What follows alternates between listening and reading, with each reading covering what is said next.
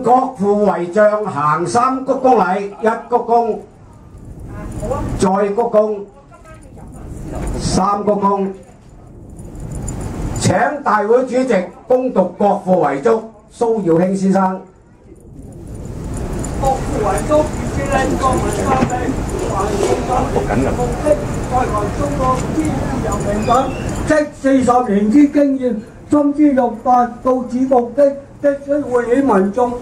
及聯合世界上與平等待我之民族共同奮鬥。現在革命尚未成功，凡我同志務須依照如所著建國方略、建國大綱、三民主義及第一次全國代表大會宣言，繼續努力以求貫徹最近主張開國民會議及廢除不平等條約，尤須於最短期間速期實現自所自足。